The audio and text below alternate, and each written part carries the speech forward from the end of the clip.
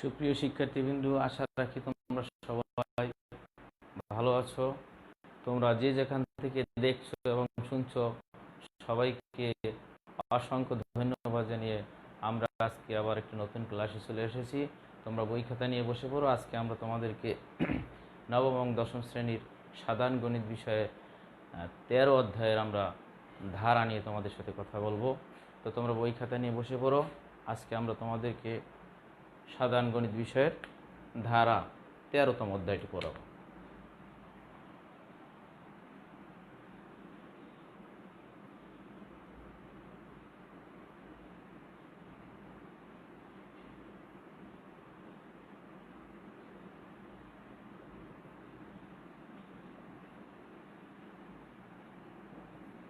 শিক্ষার্থীবৃন্দ, আমরা এই অধ্যায়টি ভালো করে দেখব।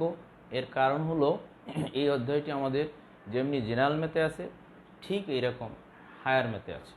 অর্থাৎ আমাদের শুধুমাত্র সাধারণ গণিতে সসীম ধারা নিয়ে আলোচনা করা হয়েছে, কিন্তু আমাদের উচ্চতর গণিতে অসীম ধারা নিয়ে আলোচনা করা হয়েছে। অবশ্যই আমরা যদি সসীম ধারা সম্পর্কে ভালো না জানি এবং না বুঝি, তাহলে আমাদের কিন্তু উচ্চতর গণিতের বিষয়গুলো জানতে বুঝতে কষ্ট হবে। তো আমরা আশা রাখি আজকে আমরা বেসিক নিয়ে আলোচনা করব। আশা রাখি তোমরা ভালো করে দেখবে, শুনবে এবং আমাকে জানাবে। চলো আমরা শুরু করি। আমাদের আগেই বুঝতে হবে যে ধারা কি।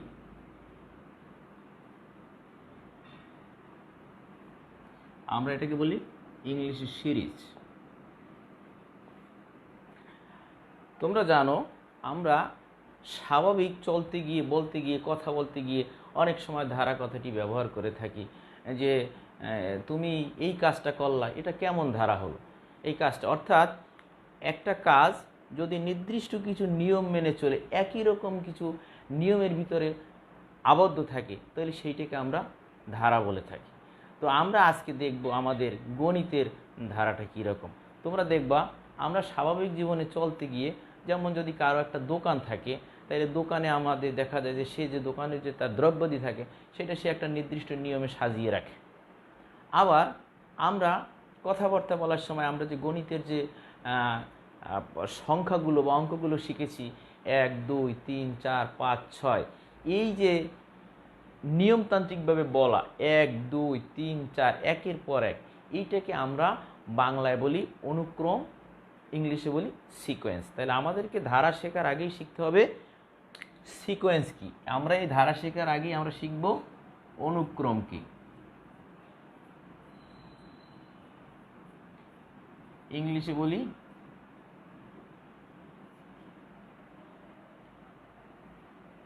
সিকোয়েন্স, অনুক্রম। তাহলে অনুক্রমটা কি? অনুক্রমটা হলো যদি একটা নির্দিষ্ট নিয়ম মেনে কোনো কিছু লেখা হয় বা কোনো কিছু বলা হয়, তাহলে সেইটাকেই আমরা বলছি সিকোয়েন্স বা অনুক্রম। যেমন আমি যদি লিখি 1 2 3 4 5, এই সংখ্যাগুলো যদি আমি লিখি, তাহলে এখানে তুমি বুঝতে পারতেছো যে আমি এগুলো কি লিখেছি। আমি স্বাভাবিক সংখ্যাগুলো লিখেছি এবং এই স্বাভাবিক সংখ্যাগুলো যে লিখেছি সেটা তুমি বুঝতে পারতেছো। এই জন্য আমরা এটা এক ধরনের সিকোয়েন্স বা ধারা। এটা কি? স্বাভাবিক সংখ্যার একটা সিকোয়েন্স বা অনুক্রম। ঠিক এইরকম আমি যদি এটা না লিখে এটা লিখি 2 4 6 8 10 12, তাহলে তুমি কি বুঝতেছো? তুমি বুঝতেছো যে আমি জোড় সংখ্যাগুলো লিখতেছি। অর্থাৎ এইখানে যেমন আমি স্বাভাবিক সংখ্যাগুলো লিখতেছি, তাহলে স্বাভাবিক সংখ্যার একটা পদের সাথে আর একটা পদের ক্যারেক্টার কি, যে একটা আরেকটার চেয়ে 1 বেশি অথবা একটা আরেকটার চেয়ে 1 কম। ঠিক তেমনি দুটো জোড় সংখ্যার ভিতরে ক্যারেক্টার কি, দুটো জোড় সংখ্যার চেয়ে পরবর্তী সংখ্যাটা পূর্ববর্তী সংখ্যার চেয়ে 2 বেশি, পরবর্তী সংখ্যাটা পূর্ববর্তী সংখ্যার চেয়ে 2 বেশি, এটা 2 কম। তাহলে 2 বেশি 2 বেশি 2 বেশি 2 বেশি 2 বেশি, এই যে একটা নির্দিষ্ট নিয়ম মেনে চলে গেল, এইটাকেই আমরা বলছি সিকোয়েন্স বা ধারা। ঠিক একই রকম যদি আমরা বেজোড় সংখ্যাগুলো লিখি, তোমরা দেখতে পাবা 1 3 5 7 9, তাহলে এটা কি? এটা একটা অনুক্রম।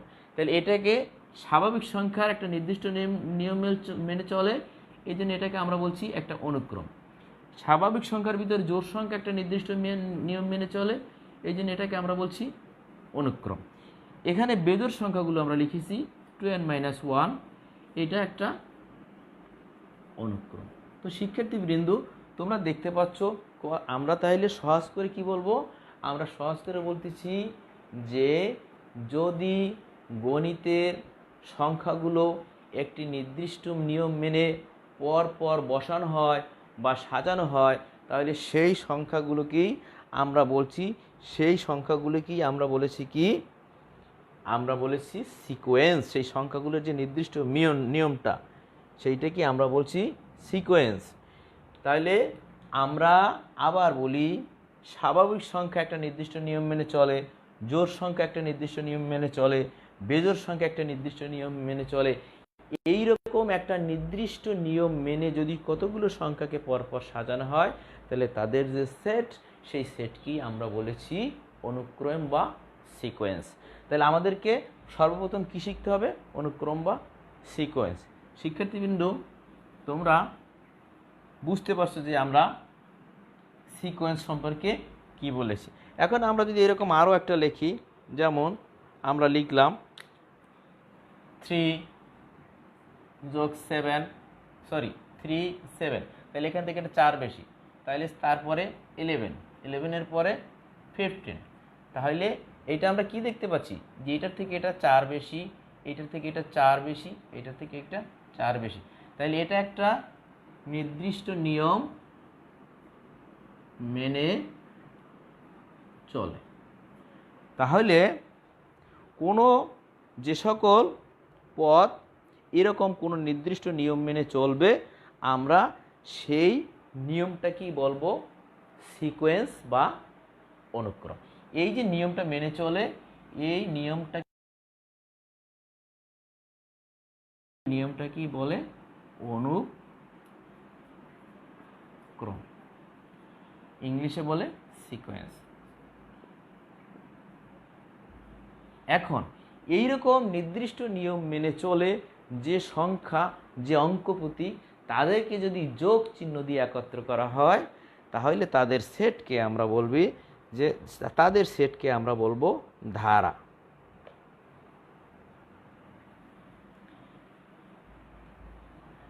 আমি যদি লিখি 2, 4, 6, 8, 10, তাহলে এটাকে কি বলবো, এটাকে বলবো আমি অনুক্রম।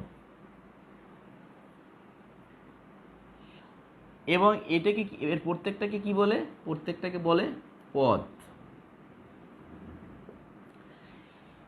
অনুক্রমের এই পদগুলোকে যদি যোগ চিহ্ন দিয়ে যোগ করা হয়, 2 + 4 + 6 + 8 + 10, তাহলে যখনই পদগুলোকে যোগ চিহ্ন দিয়ে সংযুক্ত করা হয়েছে, তখন সেটাকে বলা হয়েছে ধারা, সিরিজ। শিক্ষার্থীবৃন্দ, তোমরা অবশ্যই, আমার মনে হয় বুঝতে এখন আর কোনো সমস্যা নেই। আমরা কি বলেছি, সিকোয়েন্স বলেছি, অনুক্রম বলেছি এবং ধারা বলেছি।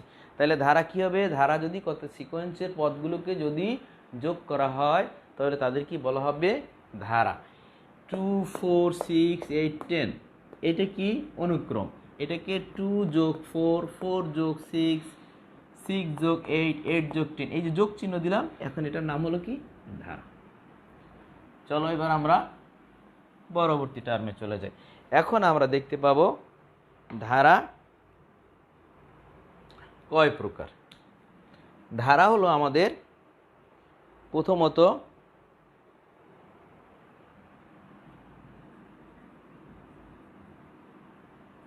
দুই প্রকার। ধারা দুই প্রকার।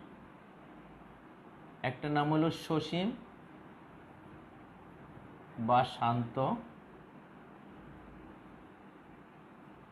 আর একটা হলো অসীম ধারা। এখন সসীম ধারা বা শান্ত ধারা কোনটা, যে ধারার পদের শেষ আছে, যে ধারার পদগুলোকে গুণে শেষ করা যায়, 1, 2, 3, 4, 5, 6, 7, 20, তাহলে 20 পর্যন্ত, 20-এর পর আর যাচ্ছে না।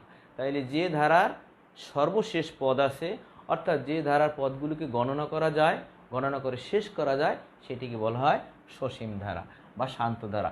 আর যে ধারা পদগুলোকে গণনা করে শেষ করা যায় না, তাদেরকে বলা হয় অসীম ধারা। যেমন আমরা লিখলাম 2 + 4 + 6 + 8 + 10। তাহলে এটা শুরু, এটা হলো প্রথম, এটা হলো শেষ। এটা যদি আমি এইখানে লিখি 2 + 4 + 6 + 8 + 10 মানে আরও আছে। আর এটা হলো শুরু বা প্রথম বা শুরু, এটা প্রথম বা শুরু। তাহলে যেই ধারার শুরু আছে শেষ আছে, যেই ধারার শুরু আছে, আমরা বলেছি যেই ধারাটা শুরু আছে শেষ আছে, এটা সসীম ধারা বা শান্ত ধারা। যেই ধারার শুরু আছে শেষ নেই, এটা হলো অসীম ধারা বা অশান্ত ধারা। এখন এই প্রত্যেকটা ধারা আবার দুই প্রকার। এই অসীম ধারা দুই প্রকার। এটাকে একটাকে বলা হয় সমান্তর, আর একটাকে বলা হয় গুণোত্তর। এইটা হইল অ্যারিথমেটিক সিরিজ, এটা হলো জিওমেট্রিক সিরিজ। ঠিক একই রকম এটাও দুই প্রকার, সমান্তর বা অ্যারিথমেটিক সিরিজ, এটা হলো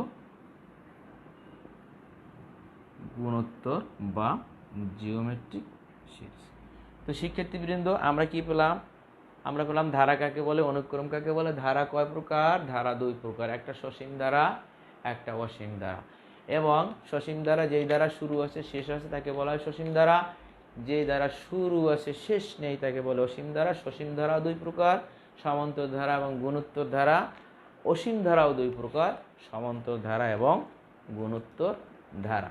তো আজকে আমাদের আলোচ্য বিষয় এই যে এইটা হলো আমাদের 13, এইটা হইল আমাদের অধ্যায় 13 জেনারেল ম্যাথে, এটা নিয়ে আমাদের আলোচনা। অর্থাৎ এইটা হইল আমাদের গণিতের আলোচনা, আর এইটা হইল আমাদের উভয়ের আলোচনা। এইটা আমাদের গণিতের আলোচনা, এইটা আমাদের উভয়ের আলোচনা। তো আমরা এখন আমাদের এই আলোচনায় চলে যাব। তো চলো শিক্ষার্থীবৃন্দ, আমরা পরবর্তীতে চলে যাই। তোমাদের বুঝতে সমস্যা হলে তোমরা আমাদেরকে জানাবে, আমরা পরবর্তীতে তোমাদের সেই সমস্যাগুলো বুঝিয়ে দেওয়ার চেষ্টা করব। এখন আমরা আজকে সসীম ধারা নিয়ে কথা বলবো। সসীম ধারা, তাইলে সসীম ধারা হলো আমার দুই প্রকার, একটা সমান্তর আর একটা গুণোত্তর। এইটা হলো অনু 13.1, এটা হলো অনু 13.2। এখন আমরা দেখো একটি সমান্তর ধারা, আমরা একটি সমান্তর ধারা লিখি, যেমন 3 + 5 অথবা এইভাবে দেই 7। তাইলে এটার চেয়ে এটা কত বেশি? 4। 7 আর 4 11, 11 আর 4 15, 15 আর 4 19, 19 আর 4 23। একটা ধারা লিখলাম, এই ধারাটি কি? সমান্তর ধারা। তাইলে এই সমান্তর ধারার এটাকে কি বলে? প্রথম পদ, ইংলিশে বলে এ। আর এটাকে কি বলে? শেষ পদ, ইংলিশে বলে পি। আর এই প্রত্যেকটাকে বলে কি? প্রত্যেকটার নাম পদ, প্রত্যেকটার নাম পদ, ইংলিশে বলে টার্ম। এবং একটা থেকে আরেকটার বিয়োগ, যেমন এটা থেকে এটাকে আমরা বলছি বিয়োগ, বিয়োগ ফল বা অন্তরফল। তো শিক্ষার্থীর মধ্যে আমরা একটা ধারা লিখলাম, সসীম ধারা এবং সমান্তর ধারা, এবং সেই ধারাটায় আমরা দেখতে পাচ্ছি সেই ধারাটার ভিতরে আমাদের আমরা একটা ধারা লিখেছি, সেই ধারাটার ভিতরে আমরা প্রথম পদ লিখেছি, আর এই যে অন্তরফল বা বিয়োগফল এটাকে বলা হয় ডি। তাহলে আমরা প্রথম পদ দেখালাম, অন্তর দেখালাম, শেষ পদ দেখালাম। একটা ধারা আমরা লিখি 3 + 7 + 11 + 15 + 19 + 23 ইত্যাদি। এই একটা ধারা আমরা নতুন করে লিখলাম। এই ধারাটা আমরা দেখব যে আসলে একটি সমান্তর ধারা কিভাবে তৈরি হয় সেটা আমরা দেখার চেষ্টা করব। এখন তুমি দেখো যে এটাকে আমরা কি বলছি, প্রথম পদ এ, এটাকে আমরা বলছি শেষ পদ পি। আর এরকম যদি আমরা দুটো লিখি 15 - 11, তাহলে এটা কি দাঁড়ালো, এটা দাঁড়ালো 4। এটাকে আমরা বলছি সাধারণ অন্তর, এটাকে বলছি আমরা অন্তর। তাহলে এরকম যদি আমরা আরও একটা নেই, যেমন 19 - 15, তাইলেও হবে 4। তাই এটাও কি অন্তর। তাহলে এই একাধিক অন্তর আমরা একত্র করে আমরা লিখি সাধারণ অন্তর। এটাকে আমরা ডি দিয়ে প্রকাশ করি। তো শিক্ষার্থীবৃন্দ, আমরা একটা ধারায়, হ্যাঁ তোমরা দেখো এবার কোনো সমস্যা হলে আমাকে জানাবে। এখন আমরা একটা ধারায় প্রথম পদ, তারপরে শেষ পদ, তারপরে এটা হলো সাধারণ অন্তর। এখন দেখো এই যে সাধারণ অন্তরটা ডি, এখন একটা পদ থেকে আরেকটা পদ কিভাবে হয় তুমি দেখো। প্রথম পদ কত, 3, প্রথম পদ 3, এইটাকে আমরা লিখতে পারি 3 + 1 - 1 × 4 বা ডিফারেন্স। এখন এইটাকে যদি আমরা এ বলি, তাহলে এটাকে আমরা লিখব এ। 3 সমান প্রথম পদকে আমরা লিখব তাইলে এ + 1 - 1 × ডি। দ্বিতীয় পদ এটাকে আমরা লিখব এ + 2 - 1 × ডি। তৃতীয় পদ এ + 3 - 1 × ডি। ঠিক সেই এরকম যদি n-তম পদ হয় তাহলে আমরা সেটাকে লিখব এ + n - 1 × ডি। এটা দেখো আমরা কিভাবে একটা পদ আস্তে আস্তে সামনের দিকে বাড়ে। তোমরা এইটুকু খেয়াল রাখো যে n-তম পদ এ + n - 1 × ডি কীভাবে আসলো। প্রথম পদ এ 1 - 1, 2 - 1, 3 - 1, 4 - 1, 5 - 1, ... n - 1. A, that is A. D, that is D. 1, 1, 1, that is 1. তাহলে এইটা কিন্তু আমাদের সাধারণ পদটা বের হয়ে আসলো। এখন আমরা যদি এটাকে একটু ক্লাসিফাই করে লিখি, এটাকে দেখো, তাহলে আমরা এটার নাম দিয়েছি কি এ। এটাকে আমরা বলেছি এ প্লাস, এটাকে আমরা 3, পরে আমরা এ দেবো। এটাকে আমরা বলছি কি 3 + 4। এই 4 কিন্তু ডিফারেন্স। 4 কি, 4 = ডি। আচ্ছা, এখন এইটা কি, এটা হলো 3 + 2টা 4, 8, 4 × 2 = 8 আর 3 = 11। তাহলে এখানে কি হলো 3 + 1টা 4, 3 + 2টা 4, তাহলে কি হবে পরটা 3 + 3টা 4, তাহলে কত আসে 3 × 4 = 12 আর 3 = 15। তারপরটা কত আসবে 3 + 4টা 4, তাহলে কত আসবে 4 × 4 = 16 আর 3 = 19। তাহলে শিক্ষার্থীবৃন্দু, এখন যদি আমরা বলি যে 4 দ্যাট ইজ ডি আর 3 দ্যাট ইজ এ, তাহলে আমরা কি লিখতে পারি এ + ডি, এ + 2d, এ + 3d, এ + 4d এবং এরকম বাড়তেই থাকবে। তাহলে দেখো একটা সমান্তর ধারা কিভাবে তৈরি হচ্ছে। একটা সমান্তর ধারা তৈরি হতে গিয়ে দেখো এটা কি আস্তে আস্তে আস্তে আস্তে বাড়তেছে।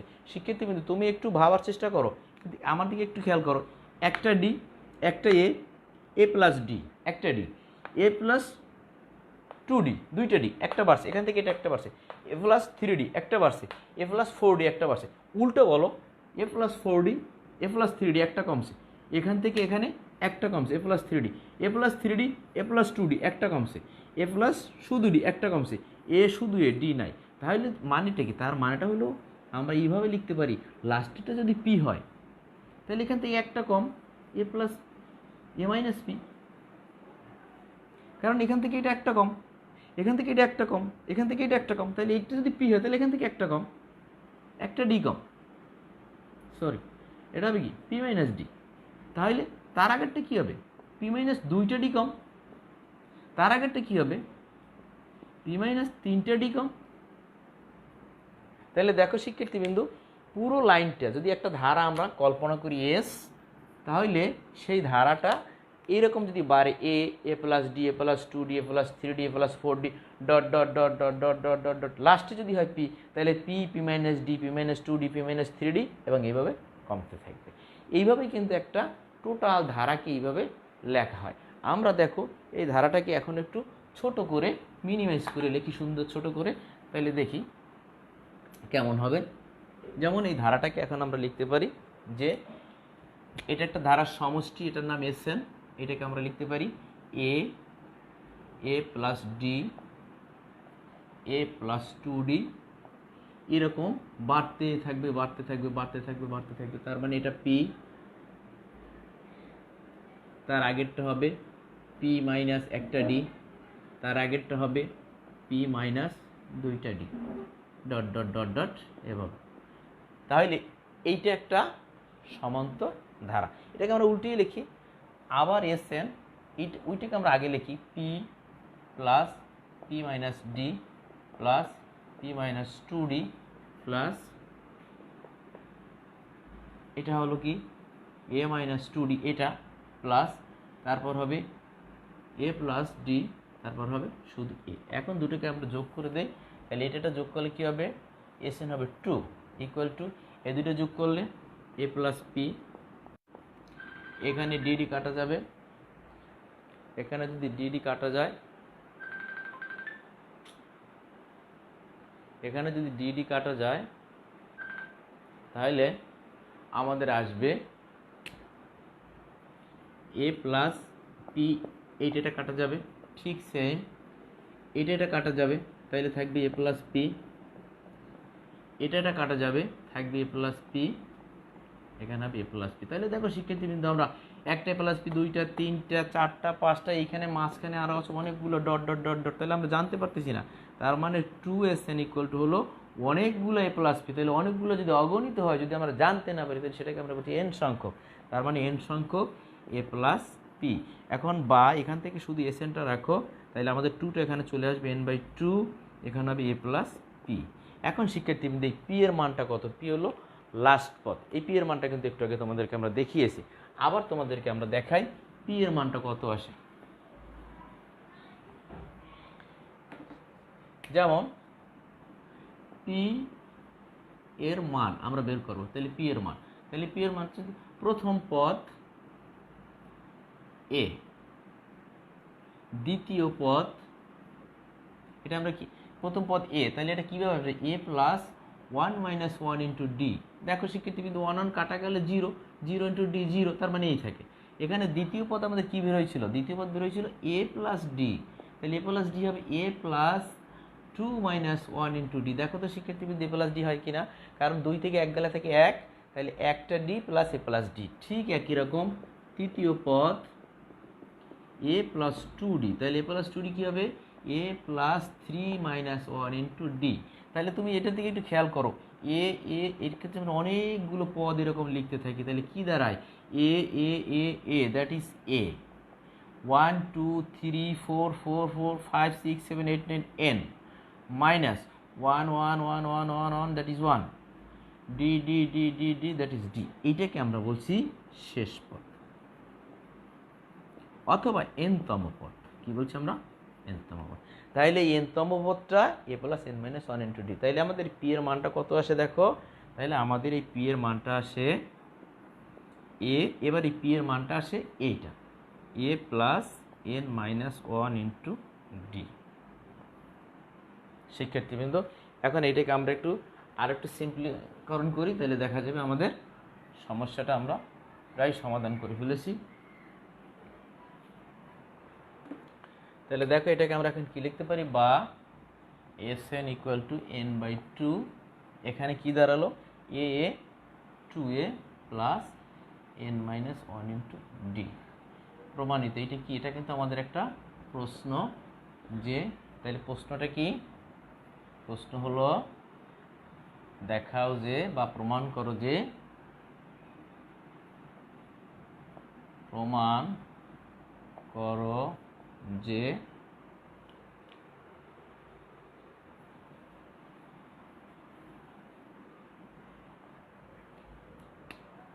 S N equal to N by two into twice A plus N minus one into D, যেখানে প্রতীকগুলো প্রচলিত অর্থ বহন করে। তো শিক্ষার্থী, আজকে আমরা তোমাদেরকে দেখালাম যে সমান্তর ধারার, সমান্তর ধারার এই যে সূত্রটা, সেই সূত্রটা কিভাবে হলো। আমরা আজকে তোমাদেরকে সমান্তর ধারার বেসিক আলোচনা করলাম এবং সেখান থেকে এই সূত্রটা কিভাবে আসলো সেটা প্রমাণ করলাম। আগামী ক্লাসে আমরা তোমাদেরকে এই সমান্তর ধারার যে গাণিতিক সমস্যাগুলো আছে সেগুলো আমরা দেখাবো। এরপরে আমাদের এই সসীম ধারার পরে পরবর্তীতে আবার অসীম ধারা দেখাবো।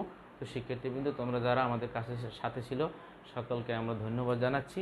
আর আগামী ক্লাসে আমরা আবার এই অধ্যায় নিয়ে আসবো, এই চ্যাপ্টার নিয়ে আসবো। তোমরা আজকে যা ভিডিওতে দেখানো হলো ভালো করে দেখবে, বোঝার চেষ্টা করবে। যদি না বুঝো তাহলে আমাদের আইজ্যাক নিউটন গ্রুপের ভিতরে ঢুকে তোমরা সমস্যাগুলো জানাবে। তোমরা সবাই বাসায় থাকবে, ভালো থাকবে, সুস্থ থাকবে, স্বাস্থ্যবিধি মেনে চলবে। সবাইকে অসংখ্য ধন্যবাদ।